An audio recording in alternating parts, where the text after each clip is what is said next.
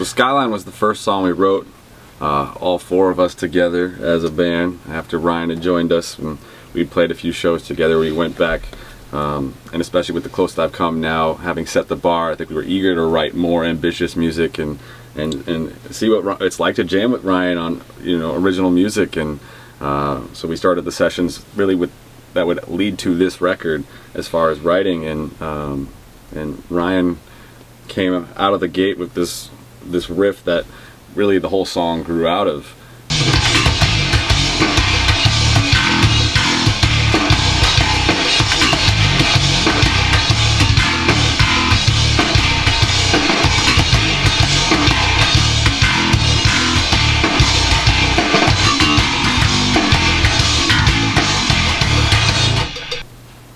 Yeah, I mean, it was just slapping. Because at the time I was really into like heavier genres that were using like slap bass a little bit, and so just slapping ghost notes and stuff like that, which was really fun. And I was actually really glad that you mentioned something about the end of the song being all mathematical, and like although it's mathematical, it's also like, in my mind, absolutely gorgeous and beautiful. And it's one of those things where if you try and sing along or you really try and figure out what's happening, it's really bizarre and complicated, especially trying to play it, because like you have to know exactly where you are. And so we needed to like do tons of math about like how many cycles will they line up in the different parts and blah, blah, blah. But at the same time, if you can just sit back and not think about that and relax, and it just like washes over you, and it's beautiful and just amazing to listen to. Everyone just needs to count like for themselves. Yeah.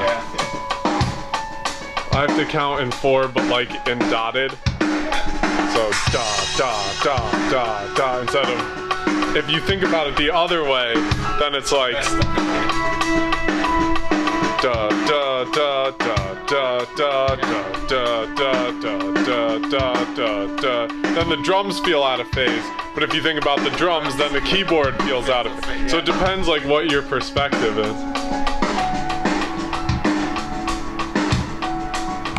To me, a huge part of the tale of this song is the rhythm of the piano against the rhythm of everything else, sort of the dotted rhythm of the piano against the 4/4 and sometimes other 4 like 5/4 things that are against it. The quarter note pulse against the dotted eighth note pulse it starts off beautiful, but with a lot of metric dissonances, and as the part grows and approaches its climax, there's rhythmically things start to resolve more and more, and there's more alignments of downbeats and more alignments of hits, and then suddenly at this one glorious moment everything hits at the same time, and it's clearly it is the climax. I think it's almost the closest thing to a mathematical shaping of a sexual climax, because it's just these things are yes, we're here. Well, it is. Did not expect that to go there. It is.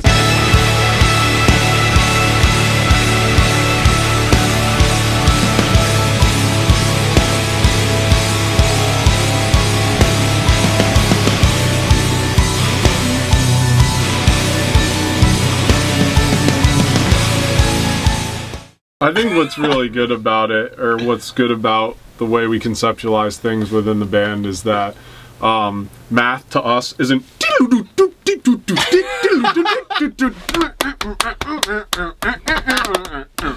like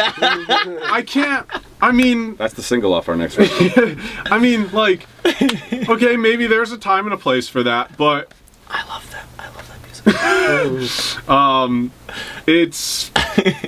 it doesn't hit you anywhere here. It's all here, and I think we strive to make complexity beautiful and accessible, and that's what keeps the music interesting and emotional at the same time. A lot of bands feel like, well, maybe they don't feel that way. It just is. It's either one or the other. It's like, choose one, complex or like emotional, and you can have both. You just have to work hard and make it happen. And I think this song is a really good example.